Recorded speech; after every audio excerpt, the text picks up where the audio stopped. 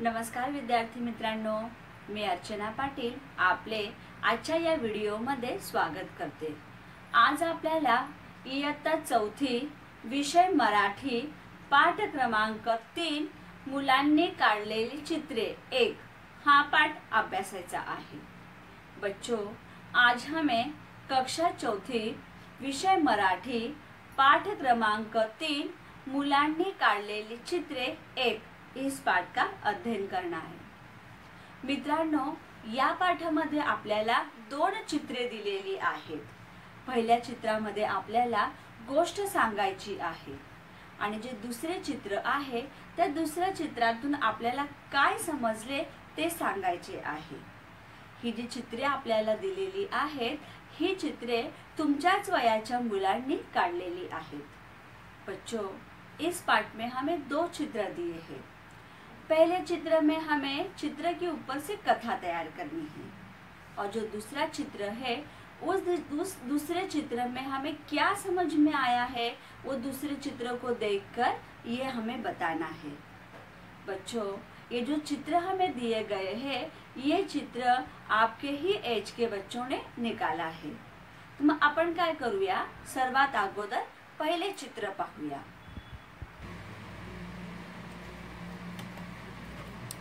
पाठ 3 मुलांनी काढलेली चित्रे 1। पहा व बोला, इसका अर्थ होता है देखो और बताओ।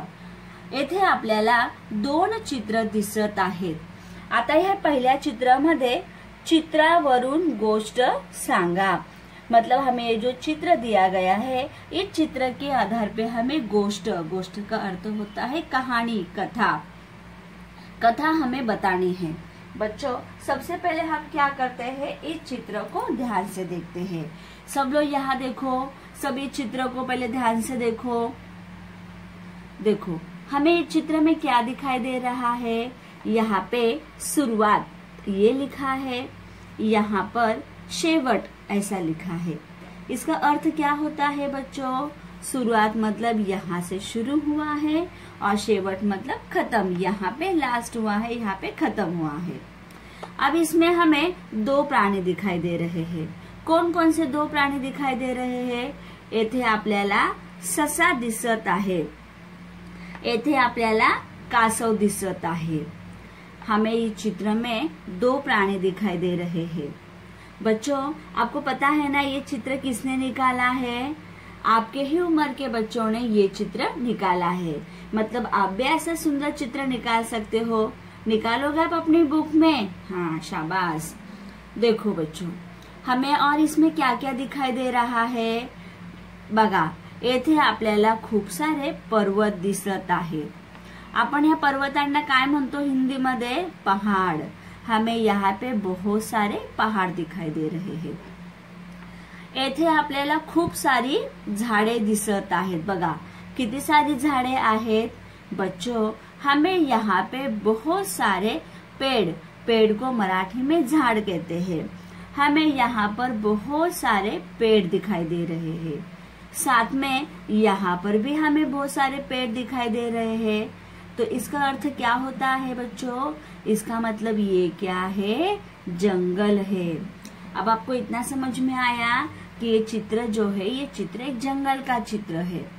अब इस जंगल में हमें ये 2 प्राणी दिखाई दे रहे हैं। अब हमें क्या करना है, अभी ये जो चित्र दिया गया है इस चित्र पे से हमें एक गोष्ट तैयार करनी है। तो चलो हम क्या करते हैं, एक गोष्ट तैयार करते हैं। बघा, खूप वर्षापूर्वीची गोष्ट, मतलब बहुत साल पहले की बात है। एक घनदाट जंगल होते। घनदाट मतलब क्या, जिसमें बहुत सारे पेड़ हो, ऐसे घनदाट जंगल, घास फूस हो, बहुत सारे पेड़ हो। तो हमें बहुत सारे पेड़ भी दिखाई दे रहे हैं। इसका मतलब क्या कि एक घनदाट जंगल होते। आता हे जंगल घनदाट होते त्यामुळे याच्यामध्ये खूप सारे प्राणी राहत होते। खूप सारे का अर्थ होता है बहुत सारे। इसमें बहुत सारे प्राणी रहते थे। त्याच्यामध्ये ससा आणि कासव हे दोघे प्राणी सुद्धा राहत होते। आता यांच्यामध्ये मैत्री होती। एकदा काय झाले, सशाच्या मनामध्ये एकदा विचार येतो की आपण काय करावे, ह्या कासवाबरोबर धावण्याची शर्यत लावावी. म्हणून हा ससा काय करतो, ह्या कासवाला सांगतो की चल आपण धावण्याची शर्यत लावूया. आता ससा अगोदर नकार देतो, अगोदर तो नाही सांगतो, पण ससा काय सांगतो, चल ना आपण लावूया ना शर्यत. मग तेव्हा हा कासव काय करतो, त्याला होकार देतो. मग ते एक दिवस निश्चित करतात की आपल्याला कोणत्या दिवशी शर्यत लावायची आहे. तो दिवस निश्चित होतो आणि त्यांच्यामध्ये शर्यत लागते. आता ससा हा चपळ असतो, म्हणून हा पटापट पुढे जातो, धावत जातो तो पुढे. पण हा बिचारा कासव मात्र हळूहळू जातो. हा खूप दूर पुढे गेल्यानंतर मागे वळून बघतो की माझा मित्र कासव कुठे आहे, पण त्याला कासव काही दिसत नाही. मग ससा काय विचार करतो की थोडा वेळ आपण येथे विश्रांती घेऊया. थोडा वेळ विश्रांती तो इथे घेत असतो. आता गाढ झोप लागलेली आहे. येथे आपल्याला दिसतही आहे तो झोपलेला आहे. मात्र येथून कासव काय करते, येथून येत जाते. ते जेव्हा येथून येते तेव्हा तो पाहतो की येथे ससा झोपलेला आहे. तो सशाला उठवत नाही आणि हळूहळू मात्र तो आपली जी इच्छित जागा आहे त्या ठिकाणी जातो. येथे आपल्याला कासव दिसत आहे. काही वेळानंतर सशाला जाग येते. ससा मागे वळून बघतो तर त्याला कासव दिसत नाही. त्याच्या मनामध्ये असे येते की अजूनही येथेपर्यंत कासव पोहोचलेले नाही. मग तो काय करतो, जी जागा ठरलेली आहे त्या ठिकाणी तो येतो. आणि त्या ठिकाणी येतो तेव्हा तो पाहतो की अरे, माझ्या अगोदर ते इथे कासव आलेले आहे आणि कासवाने ही शर्यत जिंकलेली आहे. अशा प्रकारे हा ससा काय करतो, नुसता कासवाला बघत राहतो आणि अशा प्रकारे हा कासव शर्यत जिंकतो. विद्यार्थी मित्रांनो, अशा प्रकारे आपल्याला या चित्रावरून समजले आहे. आपल्याला ह्या चित्रावरून काय बोध होतो की आपल्याला असे कळते की अभिमानी माणसाला काही मिळत नाही. सशाला काय वाटते की शर्यत मीच जिंकणार आहे, कासव तर ही शर्यत हारणार आहे. पण शेवटी काय होते, ससाच्या अभिमानामुळे ससा इथे विश्रांती करायला घेतो आणि त्याला तेथेच गाढ झोप लागते. पण कासव बिचारे मात्र हळूहळू पुढे चालत पुढे सरकत येतो आणि शर्यत जिंकून घेतो. अशा प्रकारे आपण या चित्रावरून गोष्ट तयार केलेली आहे. आता आपण काय करूया, ही गोष्ट लिखित स्वरूपात पाहूया. बच्चों, इस तरह से अभी हम लोगों ने ये जो चित्र हमें दिया गया है, इस चित्र के माध्यम से हमने एक कथा तैयार की है, गोष्ट तैयार की है. अभी मैं आप लोगों को फलक पर इसको लिखित स्वरूप में बताती हूँ. मित्रांनो, येथे आपण गोष्टीला नाव दिलेले आहे गर्वाचे घर खाली. गोष्टीला नाव देणे याचाच अर्थ होतो शीर्षक देणे. मग आपण येथे गोष्टीला शीर्षक दिलेले आहे गर्वाचे घर खाली आणि येथे पुढे आपण गोष्ट म्हणजेच कथा लिहिलेली आहे. मी तुम्हाला ही कथा वाचून दाखवते. सर्वांनी इकडे लक्ष द्यायचे आहे. गर्वाचे घर खाली याचा अर्थ होतो अभिमानी माणसाला काही मिळत नाही. खूप वर्षापूर्वीची गोष्ट आहे. एक घनदाट जंगल होते. त्या जंगलात अनेक प्राणी राहत होते. त्याच ठिकाणी एक ससा व एक कासव यांच्यात खूप मैत्री होती. एकदा सशाच्या मनात विचार आला की आपण कासवाबरोबर धावण्याची शर्यत लावावी. कासवाने सुरुवातीला नकार दिला, पण सशाने खूप आग्रह केला. तेव्हा कासवाने होकार दिला. सशाला आपल्या चपळतेचा विश्वास होता. शर्यत सुरू होताच ससा खूप लांबपर्यंत गेला. त्याने मागे वळून पाहिले तर कासव कोठे दिसतच नव्हते. सशाने विश्रांती घेण्याचा विचार केला. थोड्या वेळातच त्याला गाढ झोप लागली. कासव पुढे निघून गेले. कासवाने शर्यत जिंकली. ससा बऱ्याच वेळानंतर तिथे आला. तात्पर्य: अतिविश्वास आपल्या नाशास कारणीभूत होतो. तात्पर्याचा अर्थ होतो बोध. आपण जी ही कथा लिहित असतो किंवा आपण जी कथा ऐकत असतो, वाचत असतो, त्यातून आपल्याला काय शिकायला मिळते, त्या कथेतून आपल्याला काय बोध मिळतो, त्यालाच तात्पर्य असे म्हणतात. मग आपण जी ही कथा पाहिली, जी कथा आपण वाचली, त्या कथेमधून आपल्याला काय शिकण्यास मिळाले, तर अतिविश्वास आपल्या नाशास कारणीभूत होतो. म्हणजे आपण कधीही स्वतःवर जास्त विश्वास दाखवू नये.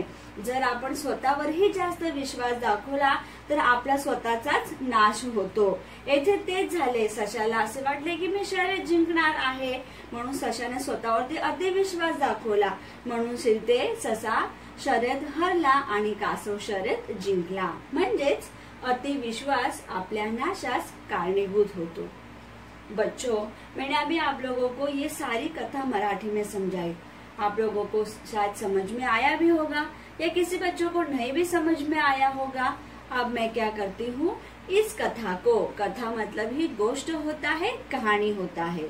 अब मैं क्या करती हूँ, आप लोगों को ये जो कथा है उसको पूरा एक बार हिंदी में समझाती हूँ. अगर किसी को नहीं समझ में आया होगा तो सब लोग यहाँ ध्यान दोगे, ध्यान से सुनोगे तो आपको ये कथा जरूर समझ में आएगी.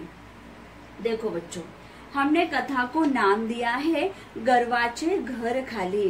कथा को नाम देना, इसका मतलब ही होता है शीर्षक, जो हमें सबसे पहले देना होता है.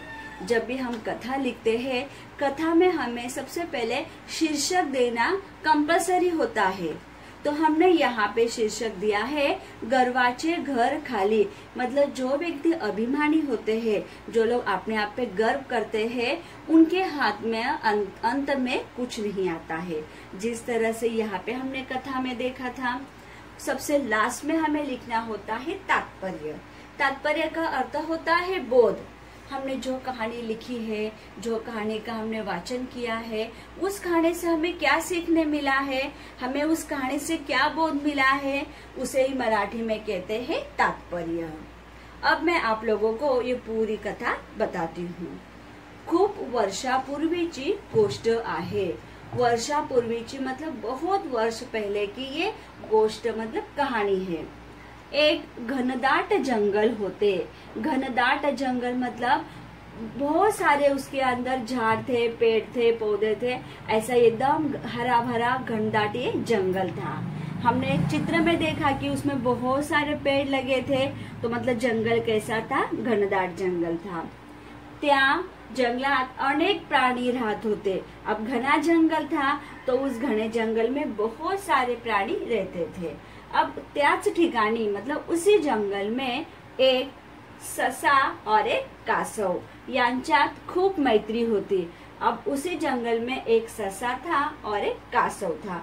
अब वो लोगों में भी बहुत गहरी मैत्री थी, दोस्ती थी. एकदा सशाच्या मनात विचार आला. अब विचार आना मतलब क्या, सोचना, कल्पना करना. अब एक बार जो ससा है उसके मन में क्या विचार आता है की आपण कासवाबरोबर धावण्याची शर्यत लावावी. जो ससा है, खरगोश है, उसके मन में विचार आता है कि मुझे ना कासव के साथ धावण्याची मतलब क्या, भागने की शर्यत लगाना चाहिए. तो ससा क्या करता है, कासवाने सुरुवातीला नकार दिला. अब खरगोश कासव को बोलता है तो कासव क्या करता है, शुरुआत में नकार देता है, मतलब शर्यत लगाने के लिए वो मना कर देता है. पण सशाने खूप आग्रह केला. अब आग्रह करना इसका अर्थ होता है फोर्स करना, बार बार किसी चीज को बोलना. अब जो खरगोश है, ससा है, वो बार बार उसको बोलता है कि चलना शर्यत लगाते हैं, चलना शर्यत लगाते हैं. उसके बाद कासवाने होकार दिला. होकार देना मतलब हाँ बोलना. फिर अंत में कासव क्या बोलता है कि अच्छा ठीक है, हम लोग शर्यत लगाते हैं. तो कासव उसको होकार देता है. सशाला आपल्या चपळतेचा विश्वास होता. अब जो ससा है, जो खरगोश है, खरगोश को अपने चपलते पे मतलब उसके भागने पे उसको विश्वास था कि ये शर्यत मैं ही जीतने वाला हूँ. शर्यत सुरू होताच ससा खूप लांबपर्यंत गेला. जैसे शरद शुरू हो गई वैसे ही खरगोश बहुत आगे तक, लांब मतलब बहुत दूर तक वो आगे तक निकल गया। त्याने मागे वळून पाहिले तर कासव कोठे दिसतच नव्हते। उसने क्या किया, मागे वळून मतलब क्या, पीछे टर्न करके देखना। उसने पीछे टर्न करके देखा तो उसको कासव कुठेच दिसले नाही, मतलब उसको कासव कहीं पर भी नहीं दिखाई दिया। सशाने विश्रांति घेण्याचा विचार केला। अब उसके मन में विचार आता है कि अरे मैं तो बहुत आगे आ गया हूँ, अब तो कासव दिखाई भी नहीं दे रहा है, इसका अर्थ है कि कासव अभी बहुत दूर होगा। तब तक मैं क्या करता हूँ, यहाँ पे थोड़ा सा आराम कर लेता हूँ, विश्रांति कर लेता हूँ। ये सोच के वो क्या करता है, वहां पे एक झाड़ के पास विश्रांति करता है। हमने चित्र में भी देखा है कि किस तरह से वो वहां पे विश्रांति कर रहा है। थोड्या वेळातच त्याला गाढ झोप लागली। अब गाढ़ झोप लागने इसका अर्थ होता है गहरी नींद में चले जाना। अब थोड़ी देर के बाद ठंडी ठंडी हवा आ रही थी, वो झाड़ के नीचे था तो उसको एकदम अच्छे से नींद आ गई। कासव पुढे निघून गेले। अब कासव क्या करता है, धीरे धीरे चलते चलते वो आगे निकल जाता है। आणि कासवाने शर्यत जिंकली और कासव क्या करता है, शर्यत जीत जाता है। ससा बऱ्याच वेळानंतर तिथे आला और ससा फिर बहुत देर के बाद वहां पर आता है। तो इस तरह से बच्चों हमारी ये कहानी में कौन जीतता है, कासव जीतता है। कौन सो जाता है, ससा सो जाता है।